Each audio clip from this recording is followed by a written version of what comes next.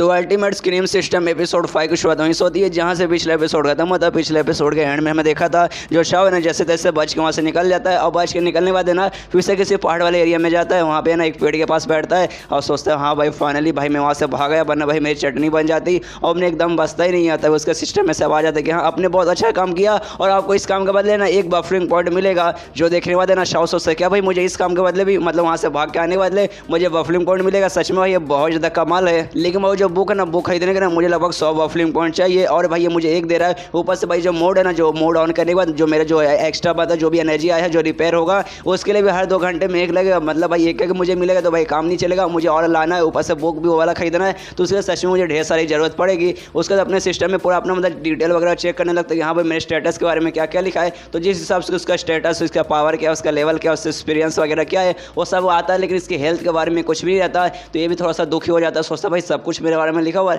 लेकिन भाई मेरे हेल्थ के बारे में क्यों नहीं लिखा है। भाई जैसे गेम में होता है ना हेल्थ के बारे में लिखा रहता है कि हाँ आपके पास 100 आरपी है, आपके पास खाली 50 बचा है, जल्दी से मेडिकेट वगैरह लीजिए। लेकिन यहाँ पे तो ऐसा कुछ है ही नहीं रहा और तभी अपने सिस्टम पे चलाने लगता है और कहते साले सिस्टम एक नंबर का बेकार सिस्टम। स्टार्टिंग में तुमने बोला कि हाँ भाई इतना पावर दूंगा ये दूंगा वो दूंगा, इसके बाद आप ये कर पाएंगे वो कर पाएंगे। भाई घंटा में कुछ कर पा रहा हूँ कुछ नहीं कर पा रहा हूँ। ऊपर से भाई अब तो मेरी जान ही मुसीबत में आ गई। छोड़ भाई मुझे दुनिया पे कब्जा नहीं करना, मुझे खाली अपनी जान बचाना, कम से कम भाई मेरा जान बचाने का कोई ऑप्शन तो दे। तभी सिस्टम में सब आ जाता है कि हाँ आपका हमने फुल बॉडी चेकअप कर लिया है और हमने एक तरीका ढूंढ लिया आपकी जान बचाने का। तब देखते हैं कि हाँ भाई यार क्या है भाई क्या है भाई क्या कौन सा तरीका मिला भाई मैं कैसे अपनी जान बचाऊं। तब देखते हैं भाई सामने फिर से एक बुक आया और बुक के अंदर पूरा डिटेल लिखा हुआ है कि हाँ भाई अपने अंदर का जो मेरिडियन है ना उसको कैसे तोड़े। ये देखने के बाद ना शाह भी सोचते एक सेकंड भाई ये सिस्टम पगला गया क्या, ये क्या हो रहा है अभी मेरिडियन तोड़ने का। अरे भाई मेरिडियन है ना स्पिरिचुअल बॉडी में बहुत ज़्यादा इंपॉर्टेंट चीज़ रहता है। अगर वो टूट जाएगा ना तो ऑलमोस्ट ना आपकी जिंदगी लेने के बराबर है। तो उसके दिमाग में एक सेकंड भाई अगर मैंने पूरी तरीके से इसको अपने शरीर के अंदर तोड़ लिया जो मुझे नहीं मालूम कैसे तोड़ा जाता है, लेकिन भाई सामने बुक आया इस बुक के जरिए मुझे मालूम चलेगा कैसे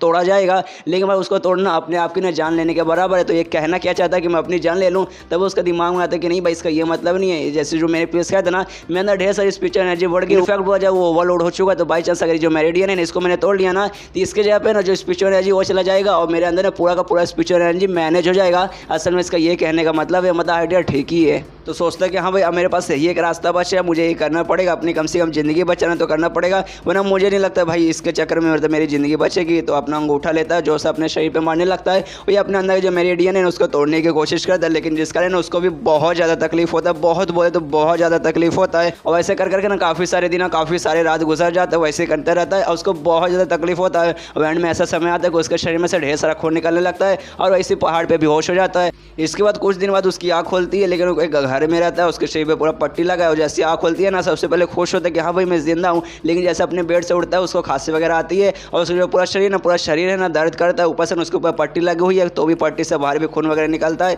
ये भी देखते हैं कि हाँ भाई मेरे शरीर पे पूरा पट्टी लगा भाई, लेकिन किसने पट्टी लगाया है? जिसे डॉक्टर ने लगाया ना एक नंबर का पागल डॉक्टर रहेगा भाई, ऐसा कौन पट्टी लगाता है? पूरा मुझे एकदम मम्मी जैसा बना दिया है। और तभी उस कमरे में एक लड़की आती है और लड़के शाह को देखते बोलते अरे यार चलो फाने तुम्हारी आँख खोल गई, तुम्हें ना पहाड़ी पे मुझे बेहोश दिखाई दिए थे। उस समय ना मैं पहाड़ी पे कुछ हरवर वगैरह लाने गई थी, तभी ना तुम मुझे वहाँ पे बेहोश दिखाई दिए। तो मैंने अपने भाई की मदद से मतलब भाई की मदद से तुम्हें ना यहाँ पे बुलाया और तुम्हारे मलहम पट्टी लगाई। तुम्हें ना काफ़ी दिन से ऐसे बेहोश थे और काफ़ी लंबे समय बाद है ना तुम्हें होश आया है। और उसके पास जाते हो कहते कि मुझे नहीं लगता तुम अपने शहर से हो गए, मतलब अपने गाँव से तुम हो, या तुम अपने गाँव से रहते तुम्हें मालूम है। तो जो पहाड़ है ना पहाड़ पर जंगली जानवर वगैरह भी घूमते हैं और वैसे समय वहाँ पर जाने नहीं चाहिए तो भी तुम वहाँ पे गए थे। मतलब शायद तुम्हें वहाँ कोई भी आइडिया नहीं होगा, उस पहाड़ के बारे में कोई भी आइडिया नहीं रहेगा। लेकिन क्या तुम अब अच्छा फील करो? क्या तुम्हें मतलब ज़्यादा चोट वगैरह नहीं ना लगी? क्या जो भी चोट था वो सब ठीक हुआ ना? लेकिन ये सुनने देना शाह उस लड़की को देखने लगता है, सोचता भाई कितनी सुंदर लड़की है, किसी परी से कम नहीं है, इतनी सुंदर मैंने सोच नहीं था। ऊपर से भाई ये गांव की लड़की है, भाई गांव की लड़की इतनी सुंदर होती है मुझे आज मालूम चला है। मतलब भाई लड़के होते हैं एक नंबर के ठहर के एक नंबर के हरामी, भले अपनी जिंदगी जा रही लेकिन भाई ठहरक तो मुँह से टपकने ही लगता है। और तभी वो लड़की बोलते देखो तुम्हें टेंशन लेने की कोई जरूरत नहीं, घबराने की कोई जरूरत नहीं ना। हम लोग जिस विलेज में फिलहाल करें ना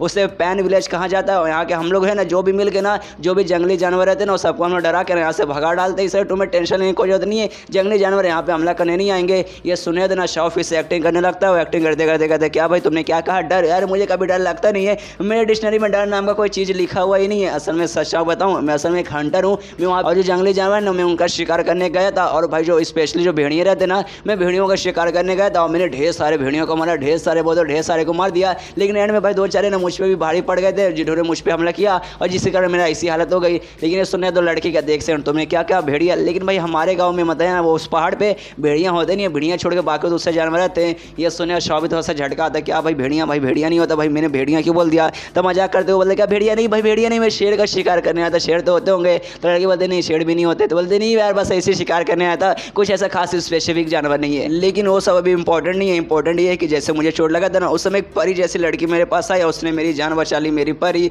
ये सुनने तो जो लड़की है ना वो भी शर्माने लगते हो, कहते नहीं नहीं मैं कोई परी नहीं हूँ, मेरा नाम शायरो है। ये सुनने वाले नशफी से वो शू का दर हुआ शायरो, कितना प्यारा कितना कमाल का नाम है। लेकिन तुम मेरे लिए ना परी से कम नहीं हो, परी दूसरों की जान बचाते हो, तुमने मेरी जान बचाई। मैंने मतलब आज के मजाज से ना तुम मेरी परी हो। यहाँ पे लड़के शर्माने लगते हो, कहते हैं यार मैं परी वगैरह नहीं हूँ, और वहाँ से शर्माते शर्माते भाग जाती है और घर के बाहर ऐसे जाके शर्मा रही है। और यहाँ पर जो मतलब शाह रहता है ना, शाह को फिर से ना 2 बफरिंग पॉइंट मिलते हैं, जो ये देखे के बाद ये भी थोड़ा सा चौक ज़्यादा सोचता क्या भाई मैंने उसकी तारीफ की और शर्माने लगे, जिस कारण ना मुझे 2 बफरिंग पॉइंट मिले। चलो भाई और जब जब मेरे सामने आएगी ना, जब जब मैं उसकी तारीफ करूँगा।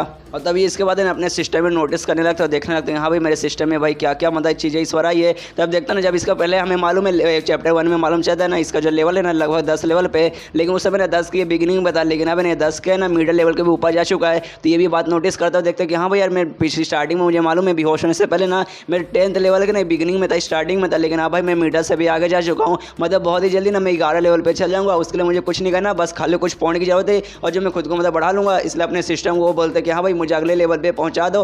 तो इसके बाद सिस्टम से भी आ जाते हैं, अच्छा ठीक है, लेकिन उसके लिए आपको 1 पॉइंट देना पड़ेगा।